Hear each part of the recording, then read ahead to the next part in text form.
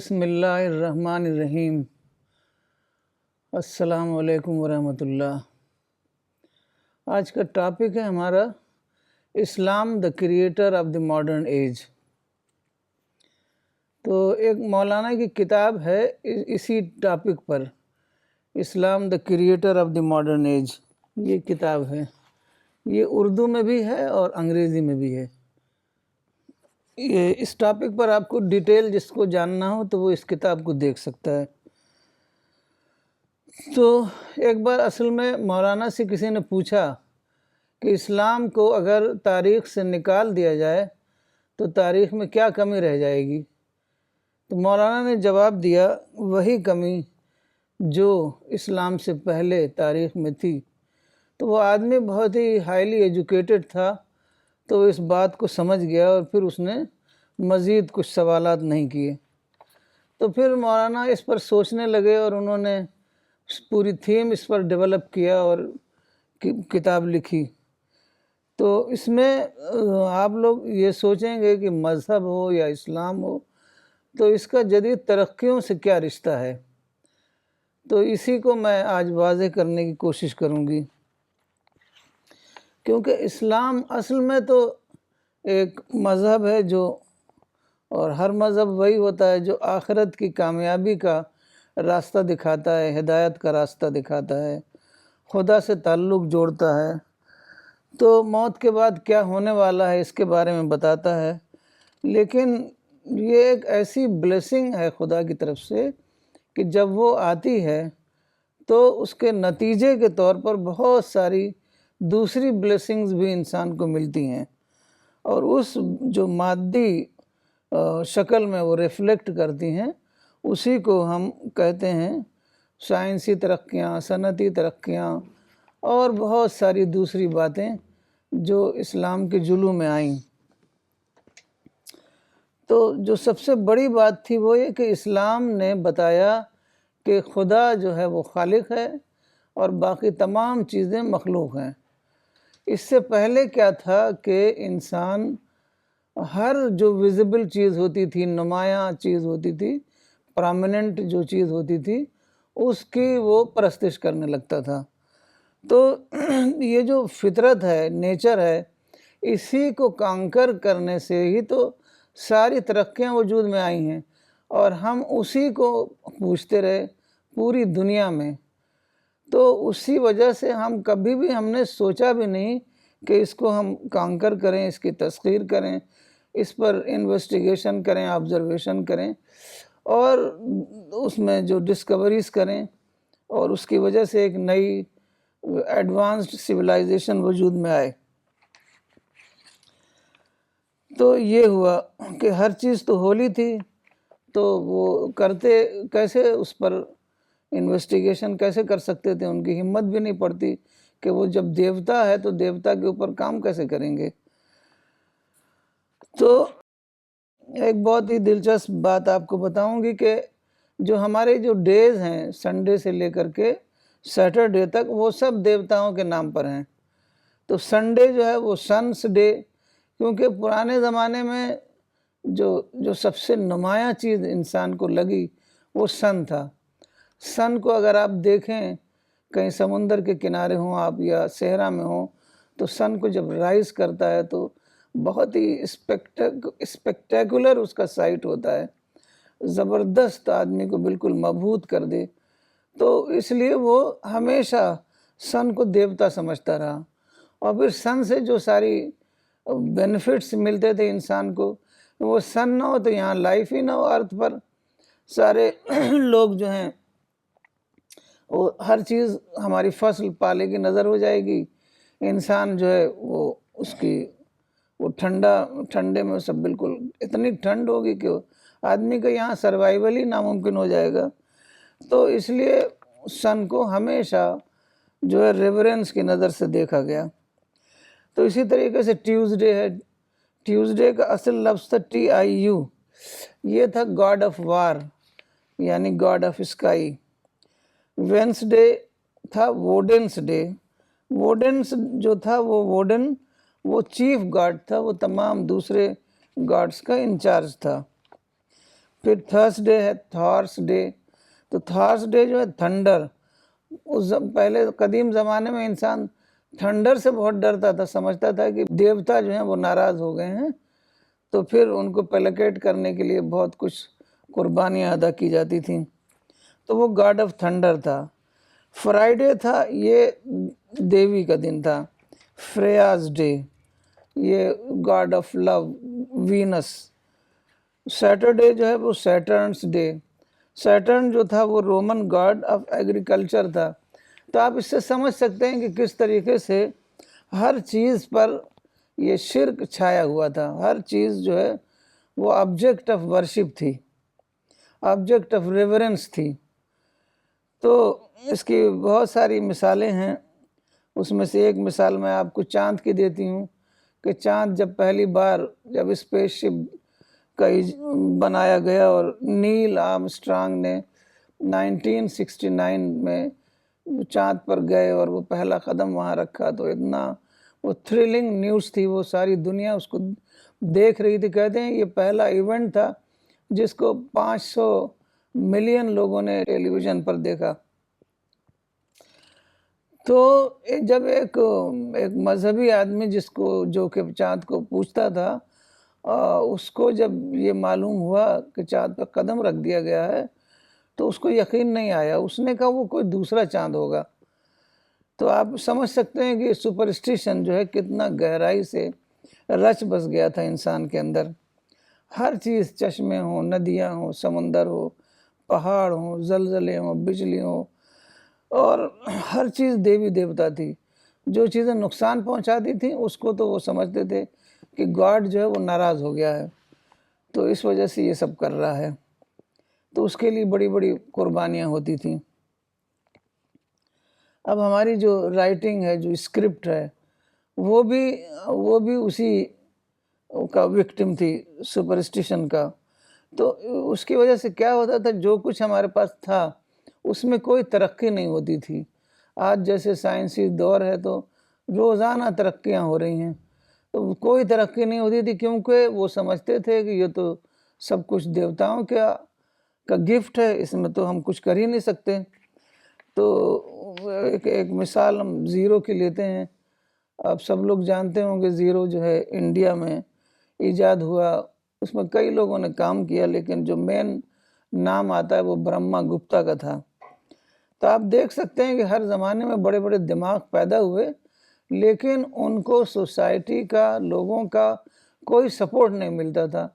इसलिए वो बड़ी बड़ी इजादात कर कर भी उनको कुछ उससे कुछ फ़ायदा नहीं होता था दुनिया को, क्योंकि वो एक्सेप्ट ही नहीं करते थे। हर चीज़ तो वर्शिप करते थे। जो उनके पास था उसको वो देवता का देन समझते थे, और कोई नई चीज़ एक्सेप्ट करने के लिए तैयार नहीं थे। तो जो ज़ीरो था, जब उससे ज़ीरो ईजाद होने से पहले जो गिनती थी इंडिया में, वो ये थी कि वो वर्ड्स थे कुछ, वो उसको कुछ न्यूमरल्स को रिप्रेजेंट करते थे। मिसाल के तौर पर सहस्रा 1000, आयोता ये था 10,000, लक्षा 1 लाख, और कोटि 10 लाख। तो आप समझ सकते हैं कि ऐसे अल्फाज के साथ मैथ्स की तो कोई तरक्की हो ही नहीं सकती। जब मैथ्स की तरक्की नहीं हो सकती तो कोई भी प्रोग्रेस और डेवलपमेंट साइंस की फील्ड में हो ही नहीं सकता, क्योंकि साइंस की तमाम तरक्कियां मैथ्स पर बेस्ड हैं। किसी ने सही कहा है कि God is the greatest mathematician. तो इसके बगैर कोई काम नहीं हो सकता था। और न सिर्फ ये, बल्कि रोमन न्यूमरल में भी यही था। रोमन न्यूमरल तो वही हैं कि जैसे एल है, L stands for 50, x stands for 10। तो अगर हमको 83 लिखना है तो एल लिखेंगे, 3 टाइम्स 10 लिखेंगे, फिर 1 जो वो होता है आई, वो लिखेंगे तो वो 83 बनेगा। अब उसमें आप कोई भी मैथ्स कैसे कर सकते हैं। तो एक विल्फ्रेड ब्लंट ने लिखा है कि हमारी जो तरक्कियां जो हज़ारों बरस से रुकी हुई थी, उसका जो मेन रीज़न था वो यही था, हमारे न्यूमरल्स का क्लमजीनेस। मतलब इतने बेकार न्यूमरल थे कि उसमें कोई काम नहीं हो सकता था। تو اسلام نے جو سب سے بڑا کام کیا کہ ایک ماحول پیدا کیا، کیونکہ جو بیسک چیز تھی کہ اللہ کریٹر ہے اور باقی تمام چیزیں مخلوق ہیں، وہ آبجیکٹ آف ریورنس نہیں ہیں، تو اس کی وجہ سے لوگوں نے اس کو ہر چیز کو سمجھا کہ ہم اس پر کام کر سکتے ہیں، اس پر ریسرچ کر سکتے ہیں، اس میں ڈیولپمنٹ لا سکتے ہیں۔ تو یہی ہوا زیرو کے ساتھ بھی۔ زیرو تقریباً 200 سال پہلے ایجاد ہوا تھا، لیکن اس ایک کوٹری میں سمجھ لیجئے کہیں بند الماری میں رکھا ہوا تھا، اس کو کسی نے ایکسیپٹ ہی نہیں کیا۔ تو جب عباسی سلطنت قائم ہوئی اور خلیفہ المنصور نے یہ ایک بیت الحکمہ قائم کیا، ہاؤس آف وزڈم، تو بیت الحکمہ کے تحت انہوں نے تمام دنیا کی کتابیں جمع کی ٹرانسلیشن کے لیے۔ تو ہر جگہ انہیں اپنے آدمی بھیجے کہ تمام کتابیں لے آؤ، سب کا عربی میں ترجمہ ہوگا، کیونکہ یہی پہلا اسٹیپ ہوتا ہے ترقی کا۔ تو جب وہ روم گیا ان کا آدمی کتابیں لانے کے لیے، تو وہاں کے چرچ کا جو پادری تھا اس نے ان کتابوں کو جو فلسفے وغیرہ کی تھیں وہ سب انہوں نے ایک الماری میں بند کر کے لاک اینڈ کی میں رکھی ہوئی تھیں۔ وہ سمجھتے تھے کہ کتابیں پڑھ کے لوگ بگڑ جائیں گے، دین سے پھر جائیں گے۔ تو دین سے نہیں پھر جائیں گے، بلکہ جو بگڑا ہوا دین ہے، جو بے بنیاد عقیدے دین کے میں انٹروڈیوس کر لیے گئے ہیں، تو اس سے پھر جائیں گے۔ تو وہ انہوں نے بہت ہی خوشی سے وہ ساری کتابیں دے دیں کہ جاؤ اب تم لوگ بگڑو گے تو یہ کتابیں لے جاؤ۔ تو اس طریقے سے ساری کتابیں ترجمہ ہوتی رہیں۔ تو اب چونکہ اسلام کا جو امپائر تھا وہ تقریباً پوری آباد دنیا میں تھا، تو کہیں ڈائریکٹ انڈائریکٹ ہر جگہ مسلمانوں کا غلبہ تھا۔ تو جب ان کو پتہ چلا کہ ایک ایسا ادارہ قائم ہوا ہے جہاں ساری کتابوں کے ترجمے ہو رہے ہیں، تو یہاں سے بھی ایک پنڈت جو ہیں وہ کتاب لے کر کے سدھانتا اور ایک اور میتھس پر کتاب تھی، 2 کتاب لے کر وہ خلیفہ منصور کے پاس گئے۔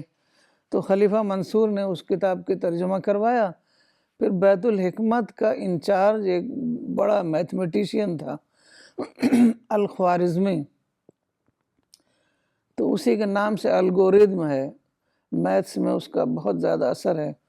تو اس نے وہ کتاب کو وہ پڑھا، زیرو کا جو ہے نیومرل، اور زیرو صرف ایک 1 سے 9 تک گنتی ہے، اس کے بعد زیرو سے آپ بڑے سے بڑا حساب کر سکتے ہیں۔ تو اس کو یہ بہت زیادہ فیسینیٹنگ لگا۔ پھر اس نے اس زیرو کو ایکسیپٹنس حاصل کرنے کے لیے اس نے ایک بہت بڑا آرٹیکل لکھا اور اس کو ایڈوکیسی کی اس کی کہ زیرو کو ایکسیپٹ کیا جائے اور یہ بہت زیادہ جو ہے مفید ہے اور اس سے ساری ترقیاں ہوں گی۔ تو اس طریقے سے وہ زیرو جو ہے پورے عرب دنیا اس وقت مطلب عرب کا مطلب مسلم امپائر، تو ساری دنیا میں زیرو پھیل گیا، لوگ اس سے کام کرنے لگے۔ تو اس کے بعد جو ہے وہاں پر جب اسپین میں مسلمانوں کی حکومت قائم ہوئی، تو اسپین میں چونکہ اسپین یورپ کے پاس تھا، تو وہاں سے لوگ آنے لگے اسپین کی کالجز اور یونیورسٹیوں میں تعلیم حاصل کرنے کے لیے۔ تو اسی میں سے ایک لیونارڈو تھا، تو لیونارڈو نے بھی ایک عرب استاد سے تعلیم حاصل کی تھی، اور پھر اس نے وہ الخوارزمی کی کتابیں پڑھیں، اور وہ کتابیں اس کو بھی بہت لگی کہ بہت امپورٹنٹ ہے یہ زیرو جو ہے، تو اس کا انڈکشن ہونا چاہیے ہمارے تعلیم میں۔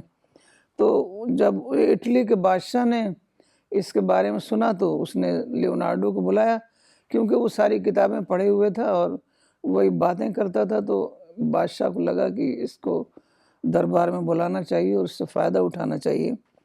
تو بلایا اس کو اور اس کی بڑی آبھگت کیا، اور اس طریقے سے وہ ساری کتابیں جو ہیں وہ اٹالین زبان میں ساری کتابیں ترجمہ ہوئیں۔ کسی نے لکھا ہے کہ تقریباً 300 کتابوں کے ترجمے ہوئے۔ تو اس طریقے سے وہ سارا علم جو مسلمانوں نے جمع کیا تھا، تو وہ صرف ترجمے نہیں تھے بلکہ اس میں بہت کچھ اضافے تھے۔ وہ سب یورپ پہنچ گیا، لیکن اس میں اتنا ٹائم لگ گیا، 200 برس میں تو وہ مسلم پیریڈ میں وہاں پہنچا، بغداد پہنچا، بغداد سے ساری دنیا میں پہنچا، اس کے بعد وہ اسپین پہنچا، اسپین کی کتابیں جب ترجمہ ہوئیں اور یورپ میں لوگوں نے اس کو پڑھا تو اس میں 500 سال لگ گئے۔ تو اگر یہ زیرو ٹائم سے لوگوں تک پہنچ جاتا تو ہماری جو ترقیاں ہیں وہ 500 سال پہلے ہو جاتی۔ تو تقدس کا جو ریورنس کا جو سیکریٹنس کا جو نظریہ تھا، اس سے لوگوں کو بہت فائدے جڑ گئے تھے اصل میں۔ اب مثال کے طور پر جو ریلیجس لیڈرز تھے تو ان کی ہیجمنی قائم ہو گئی تھی، ان کا غلبہ قائم ہو گیا تھا، تمام عوام جو ہیں ان کے انڈر میں تھے، کیونکہ وہ اپنے آپ کو خدا کا ریپریزنٹیٹیو مانتے تھے۔ تو وہ ایک قسم کا وہ ایک انٹرمیڈیری بن گئے تھے، انٹرمیڈیری بٹوین گاڈ اینڈ مین۔ تو اس طریقے سے ان کا جو ہے اتنا زیادہ غلبہ تھا کہ کوئی ان کے خلاف کچھ بول نہیں سکتا تھا۔ پھر اس کے بعد وہ اپنے پاور کا، اپنی دولت بہت جمع ہو گئی تھی تو اس کا مس یوز کرتے تھے۔ اب بادشاہوں کے لیے بھی وہی تھا کہ وہ گاڈ کنگ بن گئے تھے، خدا کے ریپریزنٹیٹیو بن گئے تھے، کیونکہ ہر بڑی چیز کو عوام پوچھتے تھے تو وہ تو بڑے لگتے ہی تھے دیکھنے میں، وہ بہت شان و شوکت سے رہتے تھے۔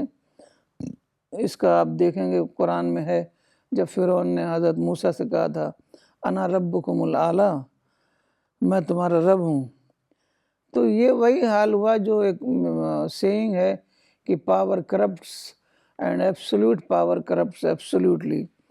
تو ان لوگوں نے بالکل ہی کرپشن پھیلا رکھا تھا، کیونکہ ان لوگوں کے خلاف کوئی آواز نہیں اٹھتی تھی، عوام کے اندر کوئی آزادی نہیں تھی، ان کے اندر ایکوالٹی نہیں تھی، سب کچھ جو تھا وہ ایلیٹ کلاس کے پاس تھا۔ تو یہ جو نیکسس تھا مذہبی پیشوا اور بادشاہوں کا، اس کی وجہ سے ان کو زیر نہیں کیا جا پا رہا تھا۔ ایک پوری امپائر، ساسنیڈ امپائر، رومن امپائر، تو یہ ساری امپائرس ان کی سپورٹ پر قائم تھیں اور کوئی ان کا کچھ کر نہیں سکتا تھا۔ جو جنگیں ہوئیں اسلام میں تو وہ وہی اسی لیے ہوئیں کہ یہ امپائر کو توڑا جائے، تاکہ یہ جو مذہبی لوگوں نے راستہ بند کر رکھا ہے بالکل ترقیوں کا، وہ راستہ کھلے اور عوام تک جو بینیفٹس ہیں، جو بلیسنگز ہیں خدا کے مذہب کی، خدا کے توحید کے کانسیپٹ کی، وہ تمام دنیا تک پہنچ جائے۔ تو یہی دونوں امپائر جو تھیں وہ بالکل روڈ بلاک کی طرح کام کر رہی تھیں، کچھ بھی کرنے نہیں دیتی تھیں عوام کو۔ ریلیجس پرزیکیوشن تھا، کوئی بھی نہ مذہب کی فیلڈ میں کوئی کچھ کام کر سکتا تھا، بس جو اسٹیٹ ریلیجن تھا بس اسی پر چلنا تھا، نہ سائنس میں کوئی ترقی ہو سکتی تھی۔ تو اس طریقے سے تقریباً 1000 برس تک لوگ جو ہیں بالکل ہی اسی حالت میں رہے کہ چند لوگوں کے پاس پاور تھا، پیسہ تھا، اور باقی تمام لوگ غریب تھے۔ تو اس کا ایک مثال ہم چرچ کا دیتے ہیں کہ پہلے قدیم زمانے میں 2 تھیوری چلتی تھی، ایک جیو سینٹرک اور ایک ہیلیو سینٹرک۔ تو جیو سینٹرک تھیوری جو تھی، جو ٹالمی نے بنائی تھی، جو ان کا نظریہ، تو وہی جو ہے وہ غالب آ گیا، کیونکہ وہ چرچ کے لیے وہ بہت فائدہ مند تھا، فیوریبل تھا۔ اصل میں چرچ کا جو نظریہ تھا، دیکھیے بائبل میں یہ نظریہ نہیں ہے، لیکن چرچ نے کچھ نظریے بنا رکھے تھے تو وہ اس سے وہ ٹکراتا تھا۔ تو جو ہیلیو سینٹرک تھیوری تھی، ہیلیو سینٹرک یعنی سن جو ہے اس کے گرد تمام پلینٹس ارتھ سمیت گھوم رہے ہیں، اور جیو سینٹرک میں زمین سینٹر میں ہے، باقی تمام پلینٹس سن سمیت اس کے گرد گھوم رہے ہیں۔ تو جو چرچ تھا اس کو یہ چیز زیادہ فیوریبل لگی کہ earth should be at the centre, کیونکہ Christ was born on earth, تو earth must be a very important place, کہ ارتھ میں اتنا بڑا واقعہ پیش آیا اور کرائسٹ جو ہیں وہ انہوں نے تمام انسانیت کا کفارہ ادا کیا۔ تو ان کا یہ عقیدہ تھا کہ حضرت آدم نے جو گناہ کیا وہ حضرت آدم نہ معاف ہوئے، نہ جو بھی بچہ پیدا ہوتا ہے وہ تمام کے تمام لوگ جو ہیں، تمام بچے جو ہیں گناہ گار ہوتے ہیں۔ اسی لیے عیسائیوں میں جیسے کوئی بچہ ہوتا ہے اس کو فوراً 1-2 دن کے اندر ہی اندر اس کو چرچ لے جاتے ہیں، کچھ رسمیں ادا کرتا ہے پادری، تو اس طریقے سے وہ سن کو ابسالو کرتا ہے۔ تو اس طریقے سے ان کا جو یہ عقیدہ تھا اس کے لیے وہ جو ہے جیو سینٹرک تھیوری بہت ہی مفید مطلب تھی۔ اس سے کیا ہوتا تھا کہ earth is at the centre of the solar system of the universe. تو اس طریقے سے وہ ان کے عقیدے کو بہت تقویت ملتی تھی۔ تو اس لیے وہ جہاں کوئی سائنس کی ڈسکوریز ہوتی وہ بھی سائنس کی ڈسکوریز تھی۔ ہیلیو سینٹرک تھیوری تو وہ بہت ہی سختی سے ظلم کرتے تھے اور بہت ہی لوگوں کو پھانسی دی گئی، بہت لوگوں کو سزائیں دی گئیں، یہاں تک کہ گلیلیو جس نے ٹیلیسکوپ بنایا اور اس نے تمام چیزوں کو ٹیلیسکوپ سے دیکھا اور اس نے سب بتایا کہ ارتھ جو ہے وہ سن کے چاروں طرف ریوالو کر رہی ہے، تو ان کو گلیلیو کو بھی سزا دی گئی۔ اس کو بلایا گیا اس کو کہ معافی مانگے چرچ میں، تو گلیلیو جو اپنی جان بچانے کے لیے اس نے چرچ میں جا کے کہا، جو جیوری قائم تھی، جا کے کہا کہ سن ریوالوز اراؤنڈ دا ارتھ، لیکن جب وہ باہر نکلا تو اس نے کہا کہ دا ارتھ اسٹل ریوالوز اراؤنڈ دا سن۔ تو یہ تھا کہ کسی کو بھی بخشا نہیں جاتا تھا، کوئی بڑا ہو چھوٹا ہو، اس سے کوئی مطلب نہیں تھا۔ تو یہی سب باتیں تھیں جن کی وجہ سے کوئی ترقی نہیں ہو رہی تھی، اور ایجوکیشن بھی ایلیٹ کے کلاس کے لیے تھا، کہ ایجوکیشن صرف کلرجی کے لیے تھا اور رائل کلاس یا کچھ بڑے لوگوں کے لیے تھا، عوام کے لیے ایجوکیشن تھی ہی نہیں۔ تو عوام کچھ جانتے ہی نہیں تھے کہ مذہبی آسمانی کتابوں میں کیا لکھا ہوا ہے۔ جو ان کے جو پریسٹ کہتے تھے وہ آنکھ بند کر کے بلائنڈ فیتھ میں وہ مان لیتے تھے۔ ایکوالٹی تو تھی ہی نہیں کہ وہ کچھ سوچتے کہ ہم بھی کچھ بول سکتے ہیں۔ تو اس طریقے سے نہ دنیا میں ریلیجس فریڈم تھی، نہ انٹلیکچول فریڈم تھی۔ تو یہ جو ہے اس کی وجہ سے کوئی بھی ترقی نہیں ہو رہی تھی۔ تو اسلام نے جو ہے کہا جاتا ہے کہ رینیساں سے ترقیاں ہوئیں، ساری ترقی کو رینیساں سے ایٹریبیوٹ کرتے ہیں، حالانکہ یہ بالکل غلط ہے، کیونکہ رینیساں جو ہوا وہ گریک جو سائنسز اور آرٹس تھے اس کا ریوائول تھا۔ تو وہاں پر تو آرٹس اور فلسفے میں کام ہوا تھا، سائنس میں تو کچھ کام ہی نہیں ہوا تھا، تو ترقیاں کیسے ہوتی؟ تو کیونکہ وہاں پر سائنس، وہ زمانہ ایسا تھا کہ سائنس پر کوئی اگر کام کرتا تو وہ اس کو بالکل ختم کر دیا جاتا تھا۔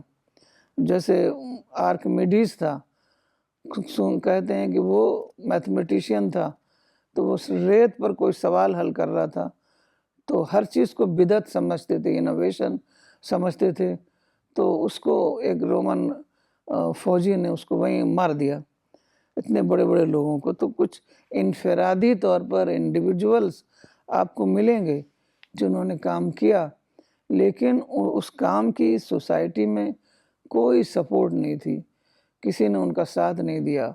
سقراط کو زہر کا پیالہ پلایا گیا، کس جرم میں؟ ایتھنز کے نوجوانوں میں آزادانہ غور و فکر کا مزاج بنا رہا ہے۔ تو فریڈم آف تھاٹ تو تھی نہیں، بغیر فریڈم آف تھاٹ کے کوئی ترقی ہو ہی نہیں سکتی۔ تو اس طریقے سے جو ایکسپیریمنٹل نالج ہے، اسلام نے پہلی بار ایکسپیریمنٹس کیے، آبزرویشن کیے، مطلب مسلمانوں نے، کیونکہ ان کے نزدیک خدا جو ہے وہ کریٹر تھا، باقی تمام چیزیں مخلوق تھیں۔ تو اس وجہ سے ان کو بے دھڑک انہوں نے ہر چیز پر ریسرچ کی۔ تو جو ایکسپیریمنٹس ہیں، آبزرویشن ہیں، بہت سارے اورینٹلسٹ نے انسائکلوپیڈیا میں آپ دیکھ لیجئے، تو باقاعدہ انہوں نے بتایا ہے کہ یہ صرف عربوں کی وجہ سے دنیا میں یہ آیا۔ تو کیونکہ گریک کے ہاں یہ ایکسپیریمنٹس تھا ہی نہیں۔ برٹرینڈ رسل جو اتنا بڑا فلسفی تھا، اس نے کہا کہ گریکس کا یہ حال تھا کہ ارسطو جو سب سے بڑا فلاسفر مانا جاتا ہے، اس نے کہا کہ عورتوں کے منہ میں دانت کم ہوتے ہیں، تو اس نے اس کا مذاق اڑایا ہے کہ اس کے 2 بیویاں تھیں، دانت کو گن نہیں سکتا تھا۔ تو یہ حال تھا دنیا کا کہ وہ ایکسپیریمنٹ نہیں کرتے تھے، بے بنیاد قیاسات، فرضی قیاسات پر اپنی جو سیلاجزم کھڑی کرتے تھے۔ تو پہلی بار جو ہے دنیا میں یہ ہوا کہ ہر چیز پر آبزرویشن کیا جانے لگا، ایکسپیریمنٹس کیا جانے لگا، اور تمام لوگوں کو موقع ملا، کیونکہ جب ایکوالٹی ہوتی ہے، تمام ریلیجن، ایجوکیشن فار آل ہوتا ہے، تب کیونکہ دیکھیے ہر انسان میں خدا نے کچھ نہ کچھ ٹیلنٹ دیا ہے، تو اگر آپ ایک بڑی میجورٹی کو آپ کچھ کام ہی نہیں کرنے دیں گے، صرف ایلیٹ کلاس کام کرے گی، تو ایلیٹ کلاس تو پہلے ہی پیمپرڈ ہوتی ہے، تو وہ کیا کام کرے گی؟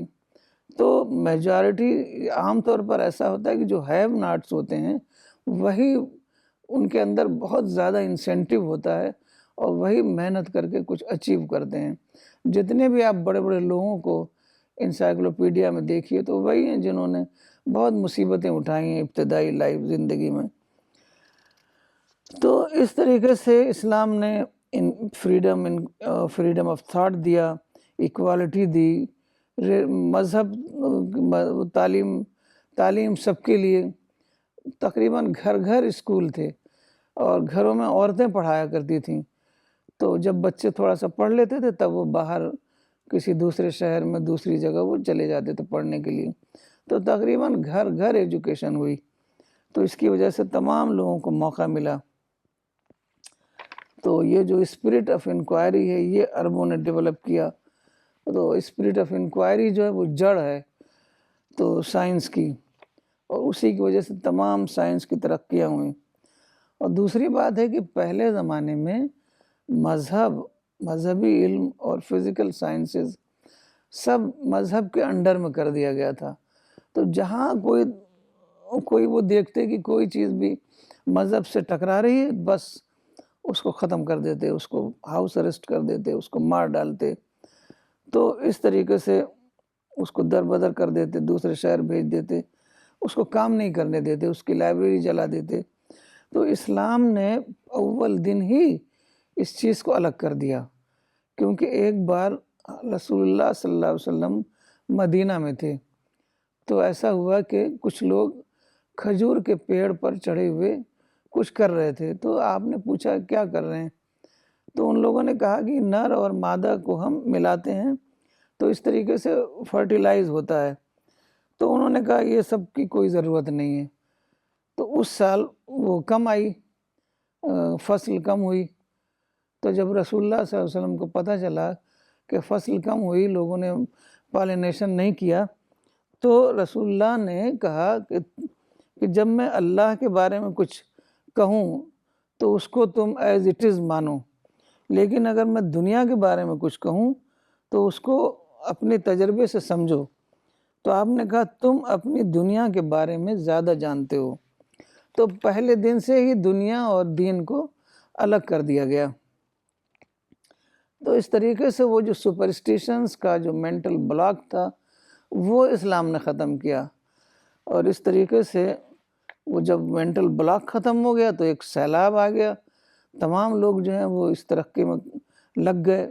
اسپین میں اتنا کام ہوا کہ وہ سارے لوگ یورپ سے دور دور سے وہاں پڑھنے آیا کرتے تھے، تو وہ ساری کتابیں جو ہیں یورپی زبانوں میں ترجمہ ہوئی، اور انسائکلوپیڈیا میں ہے کہ 15ویں 16ویں صدی تک وہ کتابیں پڑھائی جاتی رہیں لوگوں کو۔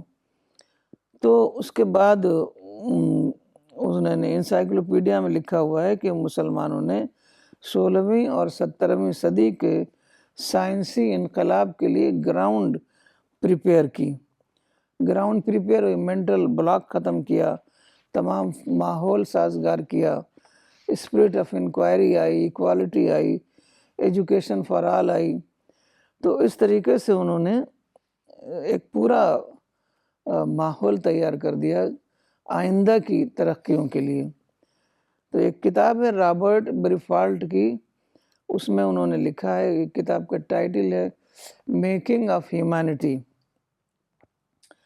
تو اس میں انہوں نے لکھا ہے it is highly probable that but for the Arabs modern industrial civilization would never have arisen at all۔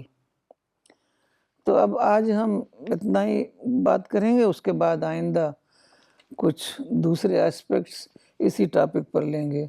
السلام علیکم ورحمۃ اللہ۔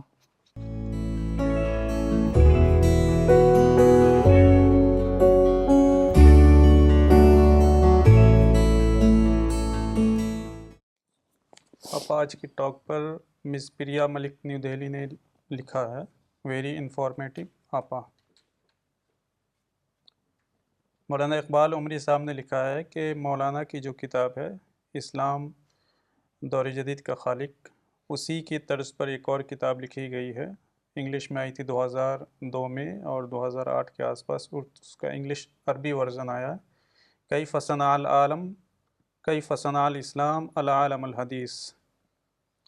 لیکن مولانا کی کتاب میں اور اس میں جو فرق ہے کہ اس کتاب میں صرف اردو کتابوں کا جو ترجمہ ہوا، جو ظاہرات آباد میں چل کر، اس کا ذکر ہے، اور مولانا کتاب نے ایک ایڈیشنل چیز جو دی ہے جو بہت اہم ہے، وہ یہ کہ توحید کا انقلاب کا ذکر کیا ہے جو اس کتاب میں نہیں ہے۔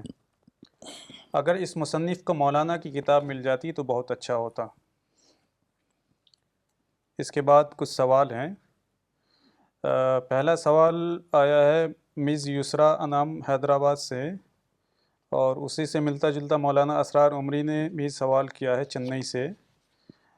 وہ سوال یہ ہے کہ قتال فتنہ کیا ہے؟ قرآن کی آیت جو ہے وَقَاتِلُهُمْ حَتَّى لَا تَكُونَ فِتْنَةٌ وَيَكُونَ الدِّينُ كُلُّهُ لِلَّهِ، الانفال 39، کہ قتال فتنہ کیا ہے؟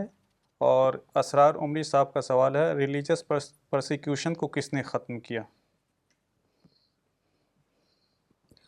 اصل میں قتال فتنہ جو ہے وہ ریفر کرتا ہے ریلیجس پرزیکیوشن کو۔ تو ریلیجس پرزیکیوشن کی وجہ سے دنیا میں کوئی ترقی نہیں ہو رہی تھی، اور یہ بالکل کریشن پلان ہی کے خلاف تھا، کیونکہ اللہ تعالیٰ نے یہ دنیا اس لیے بنائی ہے کہ یہاں انسان کو مکمل آزادی کی حالت میں رکھا جائے، اور پھر دیکھا جائے کہ کون سچائی کا راستہ ولنگلی اختیار کرتا ہے، کون نہیں اختیار کرتا ہے۔ لیکن جب ریلیجس پرزیکیوشن کا زمانہ آیا تو لوگوں کو موقع ہی نہیں دیا گیا ان کو کہ سچائی کو اختیار کریں، تو زبردستی جو مذہب اسٹیٹ ریلیجن تھا بس اسی کو پر وہ چل سکتے تھے، اگر وہ کوئی بھی دوسرا مذہب اختیار کرتے تو ان کو سخت سزائیں دی جاتی۔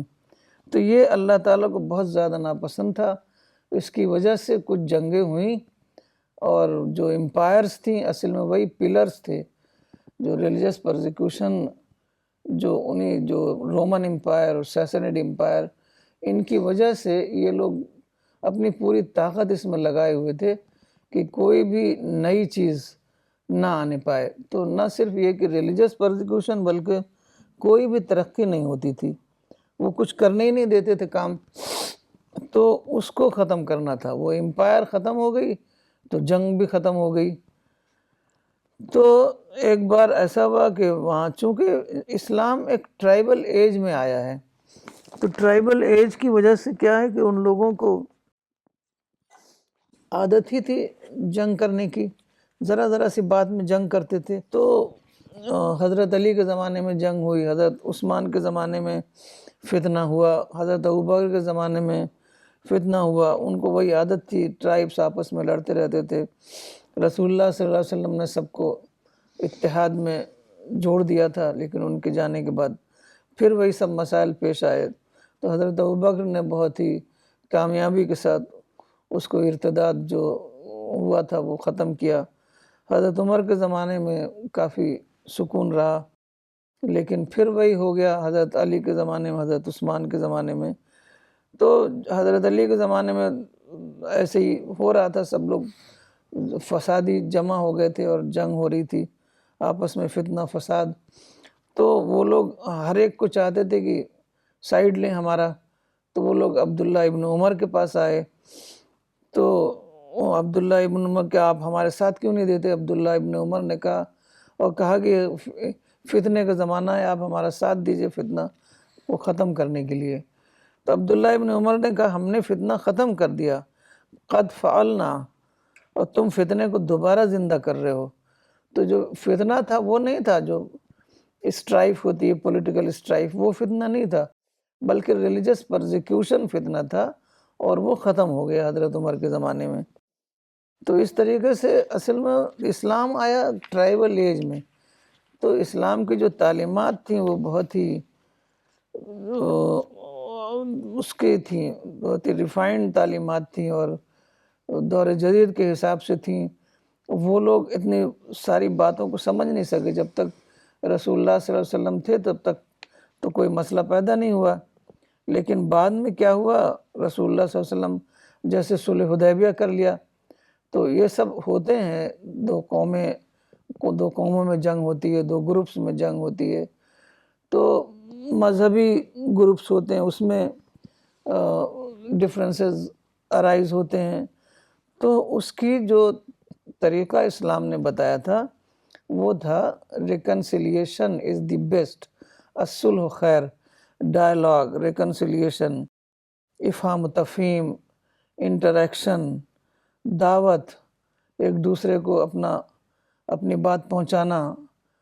تو یہ جب انڈرسٹینڈنگ ڈیولپ کرنا، تو یہ سب چونکہ وہ لوگ ٹرائبس سے تعلق رکھتے تھے اور تمام کے تمام بہت گہرے اسلام کے عالم نہیں تھے، جو عوام تھے وہی سب جنگوں میں شامل ہوتے تھے، اس طرح کی جنگوں میں۔ تو اس وجہ سے وہ فتنہ و فساد جو ہے وہ کافی دنوں تک رہ گیا، بلکہ مسلمانوں کے تو برابر جنگیں ہوتی ہی رہیں، ایک راجہ دوسرے راجہ سے لڑتا رہا۔ اسپین میں جو حکومت قائم ہوئی تو عباسی حکومت اس کے خلاف ہو گئی، مسلسل کچھ نہ کچھ ہوتا رہا۔ اس چیز نے مسلمانوں کو بہت کمزور بھی کیا۔ تو اب یہ سب دنیا ہے، دنیا تو امتحان کی دنیا ہے، یہ سب تو دنیا میں ہوگا، لیکن ہمیں جو ہے اس سے بہت زیادہ اپنے آپ کو بچانا ہے۔ مولانا اس پر اتنا زیادہ زور دیتے تھے کہ سب کچھ اللہ تعالیٰ نے کر دیا ہے، ٹیم بھی کھڑی کر دی ہے، لیکن بس آپ لوگ جو ہیں اختلاف سے بچیے گا اور اتحاد کے ساتھ اپنا کام کرتے رہیے گا۔ اب دیکھیے کہ اتنی بڑی بڑی سلطنتیں اختلاف کی وجہ سے ختم ہو گئیں، پوری دنیا میں مسلمانوں کی حکومت تھی، وہ سب اسی اختلاف کی وجہ سے ختم ہوئی۔ تو اس لیے ہمیں ان سب چیزوں سے سبق لینا ہے اور ان سب چیزوں سے بچنا ہے۔ آپا آپ نے تو حضرت عبداللہ بن عمر کا نام لیا ہے، اسی سے ملتا جلتا اسٹیٹمنٹ صحیح مسلم میں سعد بن ابی وقاص کا آیا ہے، وہ میں پڑھتا ہوں۔ اور سعد بن ابی وقاص کے بارے میں معلوم ہونا چاہیے کہ ٹاپ 10 صحابہ میں سے ایک تھے سعد بن ابی وقاص۔ تو ان کے پاس کچھ لوگ آئے اور انہوں نے کہا الم یقل اللہ وقاتلہم حتی لا تکون فتنہ ویکون الدین کلہ للہ، کہ اللہ تعالیٰ نے کیا یہ نہیں کہا کہ تم ان سے جنگ کرو یہاں تک کہ فتنہ نہ رہے اور دین تمام کا تمام اللہ کے لیے ہو جائے۔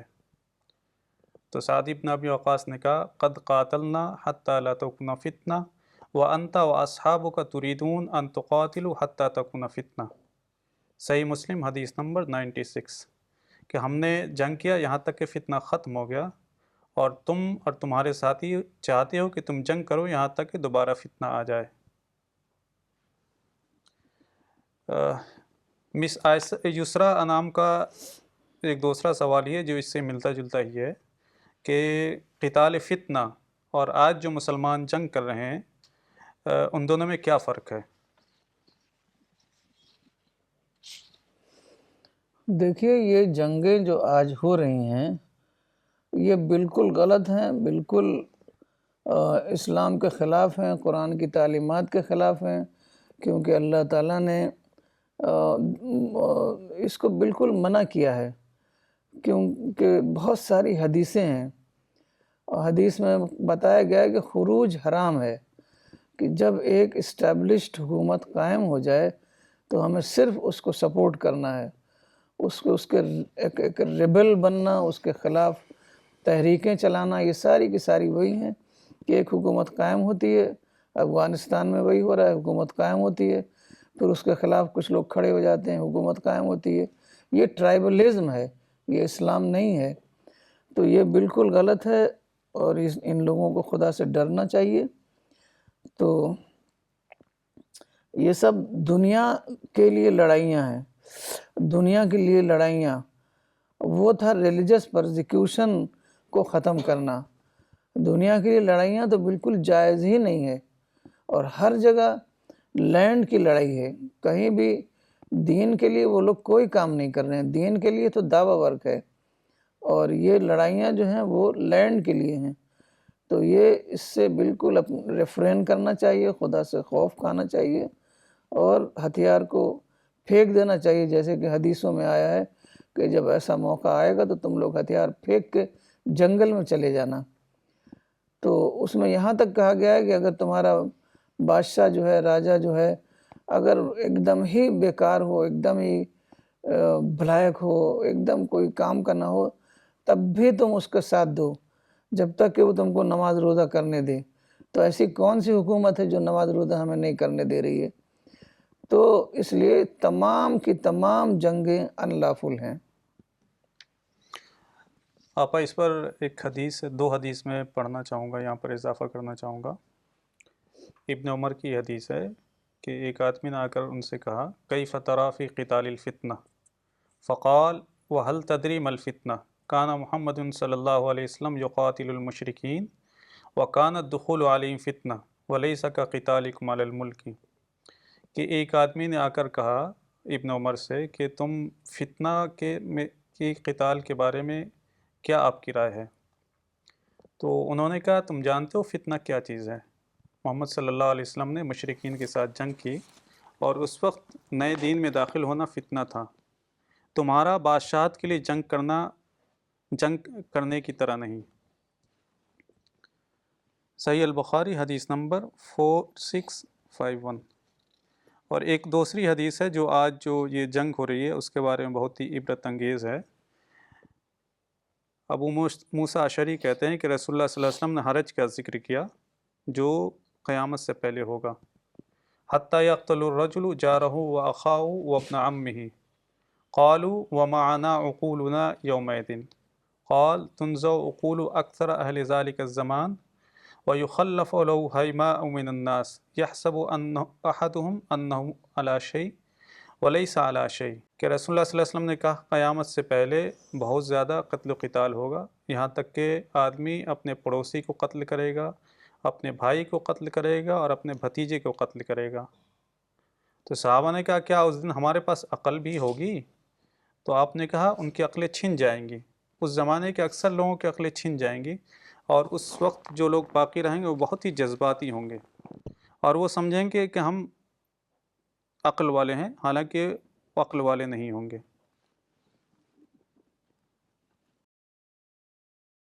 آپا یہ اگلا سوال ہے مسٹر اسجد علی لکھنؤ کا، آج کا انسان فرسٹریشن میں کیوں جی رہا ہے حالانکہ آج سب سے زیادہ آسانیاں ہیں؟ فرسٹریشن اصل میں ہمیشہ رہے گی، اس کو ہمیں سمجھنا ہے اور سوچ سمجھ کر ایک زندگی گزارنی ہے، کیونکہ یہ دنیا میں ہم کو سب کچھ ملتا ہی نہیں، ہماری ڈیزائرز بہت زیادہ ہیں، اس ڈیزائر کے مطابق کسی بادشاہ کو بھی نہیں ملتا، تو ہمیں کیسے مل جائے گا؟ تو یہ دنیا جو ہے ایک آئیڈیل ورلڈ نہیں ہے، سب سے پہلے تو یہ سمجھنا ہے۔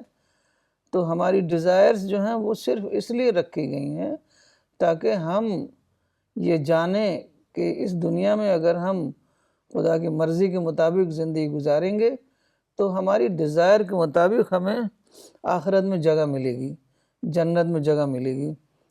تو لوگ یہ سمجھتے ہیں، ان کو جب فرسٹریشن ہوتا ہے تو سمجھتے ہیں کہ فلاں مادی چیز ہمیں مل جائے گی تو ہمیں سکون مل جائے گا، کسی کے پاس چھوٹی گاڑی ہے تو اس کو بڑی گاڑی لے گا کہ اس میں سکون مل جائے گا، لیکن جب وہ لے لیتا ہے تو اس کو لگتا ہے کہ اس میں بھی سکون نہیں ملا۔ کسی کے پاس چھوٹا گھر ہے تو بڑا گھر لے گا، اس میں بھی سکون نہیں۔ لوگ جو بالی ووڈ کے لوگ ہیں وہ روز گھر ہی بدلتے رہتے ہیں، کار بدلتے رہتے ہیں، کیونکہ اس میں ان کو سکون ملتا نہیں۔ دیکھیے مادی چیزوں میں کوئی سکون ہے ہی نہیں۔ سکون اگر ملے گا تو آپ کے پاس کوئی مشن ہوگا، مشن سے آپ جڑیں گے۔ کوئی بھی مشن، جس کو کوئی نوبل مشن ہوتا ہے، چاہے وہ سوشل ورک کا مشن ہو یا دعویٰ مشن ہو، وہ نیک مشن ہو، اچھا کام ہو، لوگوں کی مدد کرنا ہے، تو اس مشن سے آپ جڑیں گے تو اس میں آپ کو فلفلمنٹ مل سکتا ہے، اور دوسرے خدا کی یاد میں فلفلمنٹ ملتا ہے۔ کہ ایک قرآن کی آیت ہے، hearts are comforted by the remembrance of God alone, Bible میں بھی یہی ہے۔ تو اس طریقے سے ہمیں ایک اچھا کام کریں، اپنی زندگی کو اچھی جگہ استعمال کریں اور خدا کی یاد کریں۔ مادی چیزوں میں سکون تلاش کریں گے تو وہ کبھی نہیں ملے گا، نہ کبھی کسی کو ملا ہے۔ اب آپ نے قناعت کی بات کہی تو رسول اللہ صلی اللہ علیہ وسلم کی ایک حدیث، بہت ساری حدیثوں میں قناعت کی بات آئی ہے، ایک حدیث میں پڑھتا ہوں یہاں پر۔ رسول اللہ صلی اللہ علیہ وسلم نے کہا قد افلح من ہدی الی الاسلام ورزق الکفاف وقنع بہ، ابن ماجہ 4138، کہ وہ کامیاب ہوا جس کو اسلام کی ہدایت ملی اور اس کو کافی روزی مل گئی اور اس نے اس پر قناعت کی۔ مجاہد نے موسیٰ علیہ السلام کے حوالے سے یہ نقل کیا کہ انہوں نے سوال کیا تھا اللہ تعالیٰ سے، یا ربی ای عبادک اغنا، اے رب تمہارے بندوں میں سے کون ہے جو سب سے زیادہ مالدار ہے، بے نیاز ہے؟ تو اللہ تعالیٰ نے کہا ان میں جو سب سے زیادہ قناعت کرنے والا ہو۔ اور آپ نے جو اطمینان کی بات کہی تو اس پر ابراہیم بن ادھم کا قول شاید آپ کو یاد ہوگا کہ انہوں نے کہا تھا کہ لو یعلم الملوک ما نحن فیہ لجادلونا بالسیوف، کہ اگر ہم جس اطمینان میں ہیں، اگر بادشاہ جان لے اس اطمینان کو تو ہم سے جنگ کریں تلوار کے ذریعے سے، تاکہ ہمارے اطمینان کو چھین لیں۔ اسی میں ایک اور قصہ بتاتی ہوں۔ یہ تو قصہ ہے، یہ تو صوفی تھے تو یہ ریئل سینس میں انہوں نے یہ بات کہی ہے۔ ایک بڑے صوفی تھے ابراہیم ابن ادھم۔ تو ایک قصہ یہ کہ ایک بادشاہ تھا، وہ خوش نہیں رہتا تھا، تو اس نے ہر طرف اپنے لوگ بھیجوائے۔ اس سے کسی نے کہا کہ اگر تم ایک ہیپی مین کی شرٹ پہن لو تو تم خوش رہو گے۔ تو اب اس نے ہر طرف لوگوں کو بھیجا کہ کوئی ہیپی مین ہو تو اس کی شرٹ لے کر آؤ۔ کسی نے بھی نہیں کہا کہ میں ہیپی ہوں۔ فائنلی اس نے دیکھا ایک ٹیلے پر ایک آدمی بیٹھا ہوا ہے، وہ اس کے پاس گئے کہ تم خوش ہو؟ اس نے کہا ہاں میں خوش ہوں۔ تو اس نے کہا کہ تمہاری شرٹ بادشاہ کو چاہیے؟ اس نے کہا میرے پاس شرٹ ہی نہیں ہے۔ تو اس کے پاس کچھ تھا ہی نہیں، تو اس کے پاس کوئی خطرہ نہیں، کوئی ڈر نہیں، اور وہ سکون میں ہوگا۔ آدمی کے پاس ہوتا ہے تو اس کو اور زیادہ پریشانیاں ہوتی ہیں۔ ڈاکٹر نجمہ صدیقی نے آج کی ٹاک پر کمنٹ کیا ہے، ویری امپورٹنٹ اینڈ انفارمیٹیو، جزاک اللہ۔ مولانا سید اقبال احمد عمری نے لکھا ہے، آپا آپ نے انتم عالم و بیامر دنیاکم والی حدیث کو بہت اچھی طرح واضح کیا کہ رسول اللہ صلی اللہ علیہ وسلم نے دنیا کی ترقی میں رکاوٹ پیدا نہیں کی، اور یہ واقعہ اس کی دلیل ہے۔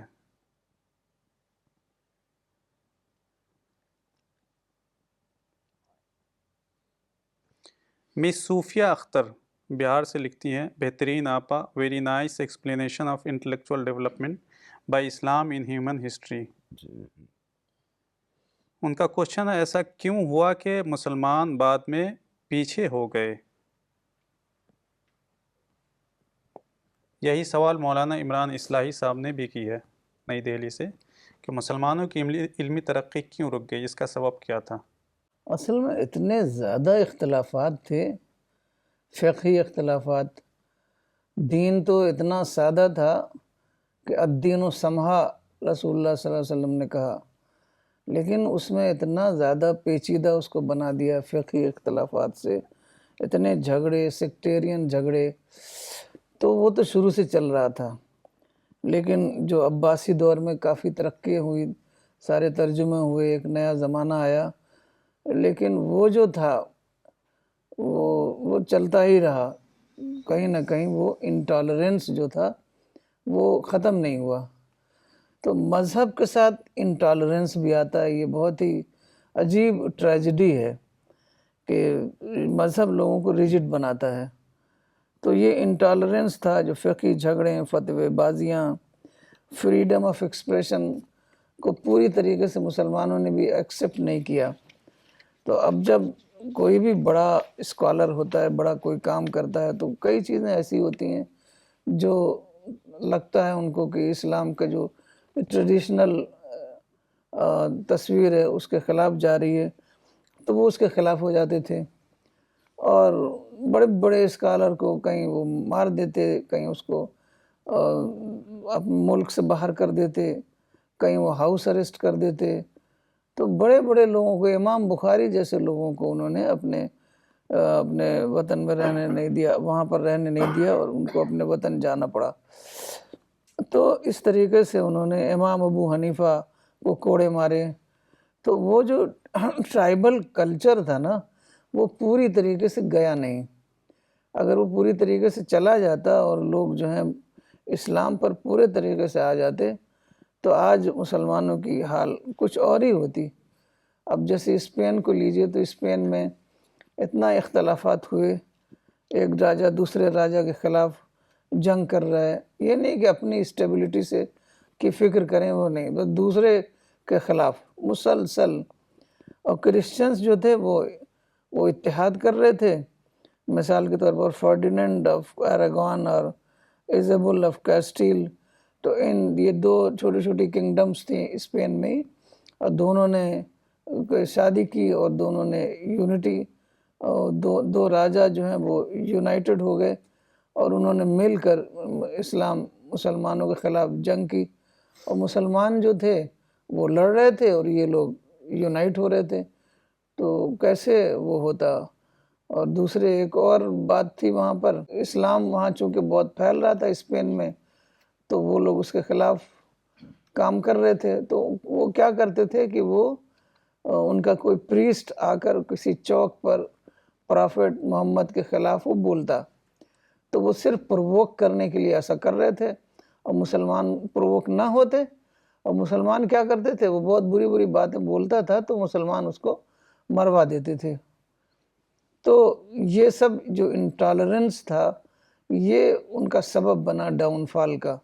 اب چونکہ اب ایک پریسٹ مارا جائے گا تو عوام جو وہاں بہت اچھے تعلقات تھے، کئی سو سال تک مسلمانوں کی حکومت رہی تھی، بہت اچھے تعلقات تھے۔ میں مولانا کے ساتھ اسپین گئی تھی، تو وہاں پر بورڈ پہ، جو دکانوں کے اوپر بورڈ رہتے ہیں، سب ال لکھا رہتا تھا، اتنا زیادہ عربی کلچر کا انفلوئنس تھا۔ تو وہاں پر بہت اچھے تعلقات تھے، بہت ترقی ہو رہی تھی، مسلمانوں کی بہت عزت تھی۔ لیکن یہ جو ایک خاص کام ہوا کہ پرافٹ کے خلاف کچھ بھی بولو تو اس کو قتل کروا دو، یہ جو بات ہوئی، اس کی وجہ سے وہ جو ماحول سارا خراب ہو گیا، عوام غصہ ہو گئے۔ حالانکہ اسلام میں ہے ہی نہیں کہ پرافٹ کے خلاف کوئی شتم کرے تو اس کو مرواؤ، اس کو بات بتاؤ، اس کو سمجھاؤ، پرافٹ پر کتاب لکھو، تو اس کو بتاؤ کہ پرافٹ جو ہیں پرافٹ آف پیس تھے، پرافٹ آف وار نہیں تھے۔ تو یہ کرنا تھا، ڈائلاگ کرنا تھا اس سے، نہ کہ اس کو مروانا تھا۔ وہ آج تک جاری ہے یہ سب۔ تو یہ سب جب تک مسلمان ختم نہیں کریں گے تب تک ترقیاں جو ہیں وہ رکی رہیں گی۔ محمد عمار صاحب دہلی سے لکھتے ہیں، Today's talk was very informative. Request you please keep enlightening us with such talk. مس فہمیدہ خان فیض آباد سے لکھتی ہیں، آپا آج کی ٹاک بہت ہی انلائٹننگ تھی۔ آج مجھے پتہ چلا کہ اسلام نے ہسٹری میں سب سے بڑا رول پلے کیا ہے۔ میرا کوشچن یہ ہے کہ اس زمانے میں لوگ سن مون کی ورشپ کرتے ہیں اور اس کے لیے بڑی سیکریفائس دیتے ہیں، لیکن آج سائنٹیفک اچیومنٹ کے بعد اصل کریٹر کا پتہ چل گیا ہے، لیکن ہم لوگ اب گاڈ اپنے کریٹر کے لیے سیکریفائس کیوں نہیں کر پاتے؟ اصل میں دنیا بہت اٹریکٹیو ہے، سب لوگ دنیا میں لگے ہوئے ہیں اور رسمی طور پر خدا کا کام کر دیتے ہیں، نماز روزہ کر لیتے ہیں، لیکن پوری طریقے سے مشن میں جڑنا تو یہ جو ہے، یہ دنیا جو ہے وہ روکتی ہے۔ دنیا کے ترقیوں میں لگے ہوئے رہتے ہیں، پیسہ کمانے میں لگے رہتے ہیں اور انٹرٹینمنٹ میں لگے رہتے ہیں، تو ان سب چیزوں سے کٹنا پڑے گا نا، ڈسٹریکشن کو ختم کرنا پڑے گا۔ اب وہ کرتے نہیں، اب یہ تو انسان حالت ٹیسٹ میں ہے تو یہ سب ہوگا، لوگ بہت زیادہ سیریس نہیں ہیں، تو اس کام کے لیے سیریسنس درکار ہے۔ مسٹر فراز خان لکھتے ہیں، السلام علیکم آپا، how to develop positive thinking in day to day life? Maulana has always emphasized on positive thinking۔ اصل میں جو نیگیٹیوٹی ہوتی ہے، ہم بہت چھوٹی چھوٹی بات پر ہم نیگیٹیو ہو جاتے ہیں، اور جو زیادہ بڑی باتیں ہیں وہ ہماری نگاہوں سے اوجھل ہو جاتی ہیں۔ تو میرے ساتھ جب ایسا ہوتا ہے کہ کسی بات پر اگر میں نیگیٹیو ہوتی ہوں تو سب سے پہلے تو میں یہ کہتی ہوں کہ دیکھیے مولانا کیسے نیگیٹیو نہیں تھے، 1 سال وہ بیمار رہے، کیا کیا پرابلم فیس کیا انہوں نے، کبھی بھی ان کے چہرے پر بھی نیگیٹیوٹی نہیں آئی کہ میں بڑی تکلیف میں ہوں۔ آخر وقت تک ہم لوگ پوچھتے تھے ابا کیسا لگ رہا ہے، کہ سب ٹھیک لگ رہا ہے، آخر وقت تک نہیں بتاتے تھے۔ تو ہم یہی سوچتے ہیں کہ ہم کو تو اس سے بہت زیادہ کم پرابلم ہے، تو ہم کیوں نیگیٹیو ہو جائیں۔ تو ہم اپنی جو ہم ڈیوائن بلیسنگز جو ہمیں ملی ہوئی ہیں اس کو یاد کریں، اور ہم کو 99.9% جو ہے ہم کو خدا کی بلیسنگ ملی ہوئی ہیں، اس کو ہم یاد نہیں کرتے، وہ 0.1% جو ہے اس کو ہائی لائٹ کرتے ہیں، ایگزیجریٹ کرتے ہیں، تو وہی ہمیں ختم کرنا پڑے گا۔ مسٹر ظہور الرحمان صاحب نیوزی لینڈ سے لکھتے ہیں، ماشاء اللہ دین کی خوبصورت تعبیر پیش کرنے پر آپ کا ممنون احسان ہوں، خدا کرے یہ سلسلہ جاری و ساری رہے۔ الحمدللہ خدا نے مجھے موقع دیا کہ میں اس علمی محفل میں شامل ہو سکوں، جزاک اللہ خیرہ۔ محمد فاروق صاحب لاہور سے لکھتے ہیں، ویری فائن اینڈ بینیفیشل۔ ان کا کوشچن ہے، can any believer go to any country for جہاد ویئر ایز گورنمنٹ میں ناٹ گیو پرمیشن؟ جہاد، آرمڈ جہاد بالکل حرام ہے۔ اللہ تعالیٰ نے ایک نیا دور پیدا کر دیا ہے، ڈائلاگ کا، انٹریکشن کا، پیسفل ایکٹیویٹیز کا، پیسفل دعوی ورک کا، تو جہاد کس لیے آپ کریں گے؟ اب ویسے بھی جہاد الاؤڈ ہی نہیں ہے۔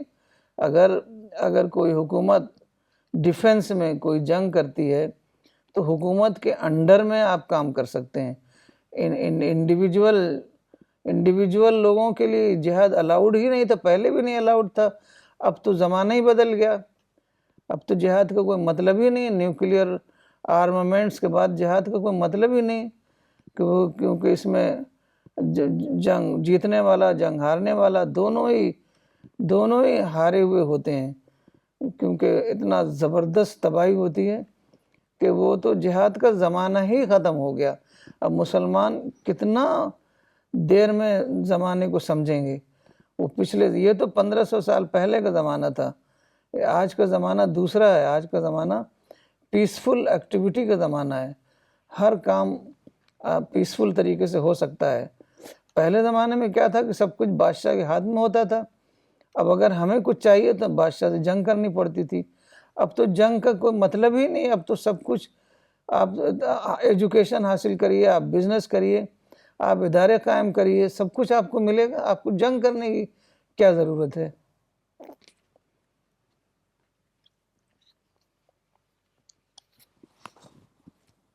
ساجد احمد خان کا سوال ہے ناگپور سے، آپا سوشل ورک کا سب سے بہتر فارم کیا ہے؟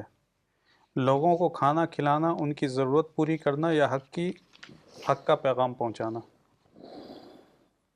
دیکھیے اگر کوئی بہت ضرورت مند ہے تو اس کی ضرورت پوری کرنا چاہیے، لیکن فل ٹائم اس کو اس کام کے لیے نہیں دینا ہے۔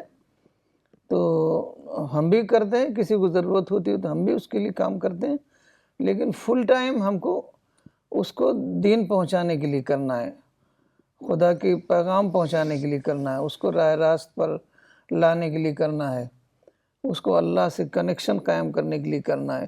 یہ اصل کام ہے، باقی ضرورت تو پوری کرنا ہے۔ یہ تو اسلام میں بہت زیادہ ایک باقاعدہ حدیث ہے، یہ اللہ تعالیٰ آخرت میں کہے گا کہ میں تمہارے پاس بھوکا آیا تھا، تم نے مجھے کھانا نہیں دیا۔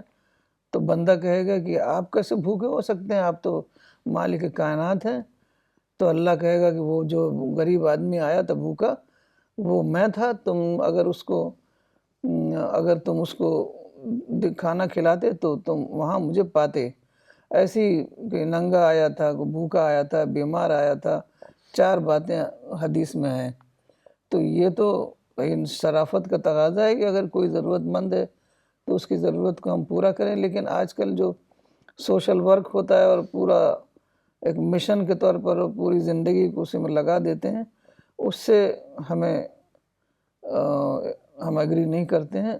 ہم کو زندگی لگانا ہے خدا کی معرفت میں۔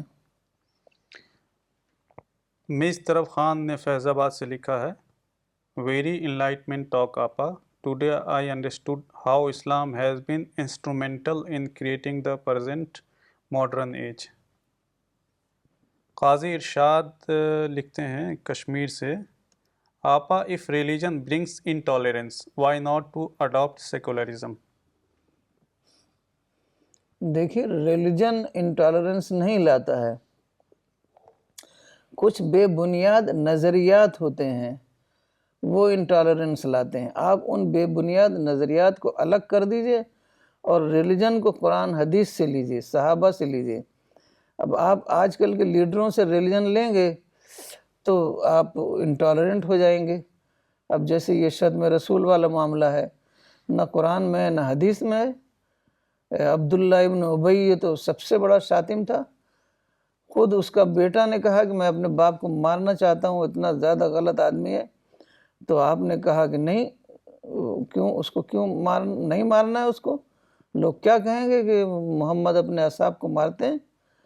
تو یہ جو انٹالرنس آتا ہے یہ ریلیجن میں اضافوں کی وجہ سے آتا ہے۔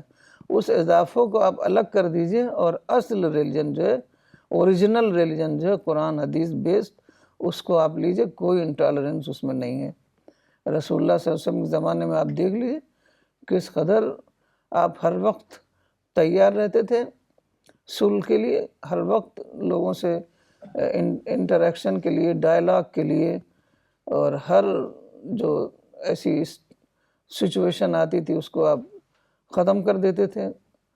تو آپ رسول اللہ صلی اللہ علیہ وسلم کی زندگی پڑھیے اور اس سے سبق لیجئے۔ عبداللہ بن ابی کا ذکر آیا تو ایک واقعہ یاد آتا ہے، وہ مشہور واقعہ ہے کہ اس کے بیٹے نے اس کو روک دیا تھا مدینہ میں داخل ہونے سے، جب کوئی بات ہوئی تھی تو رسول اللہ صلی اللہ علیہ وسلم کو معلوم ہوا تو رسول اللہ صلی اللہ علیہ وسلم نے کہا دعہ، اس کو چھوڑ دو، فلا عمری لنحسنن صحبتہ ما بین اظہرنا، کہ میری عمر کی قسم ہم ضرور اس کے ساتھ اچھا سلوک کریں گے جب تک وہ ہمارے درمیان ہے۔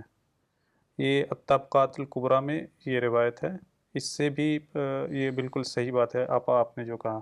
مولانا سید اقبال عمری صاحب کا ایک آخری سوال ہے، توحید کے انقلاب نے دنیا پر کیا اثر ڈالا؟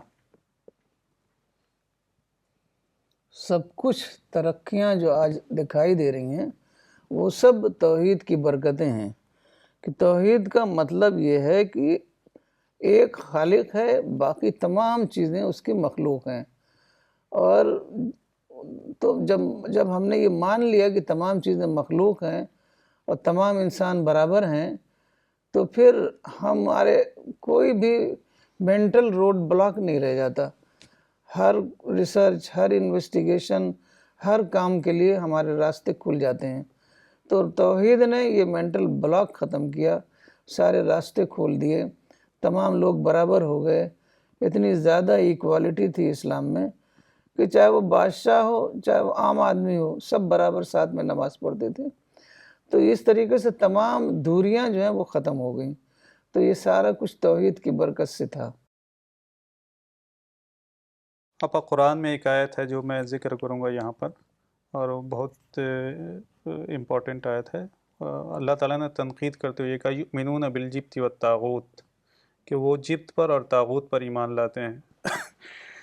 تو مولانا نے اس کی تفسیر میں لکھا کہ جبت کا مطلب توہمات یعنی میتھولوجی، وہ لوگ میتھولوجی کو مانتے ہیں۔ تو توحید نے آ کر اس دنیا سے میتھولوجی جو تھی اس کو ختم کیا تاکہ لوگ نیچر کو ایکسپلور کرنے والے بنیں۔ تو اسی پر ہم آج کا یہ سیشن ختم کرتے ہیں۔ انشاءاللہ اگلے ہفتے دوبارہ پروگرام ہوگا۔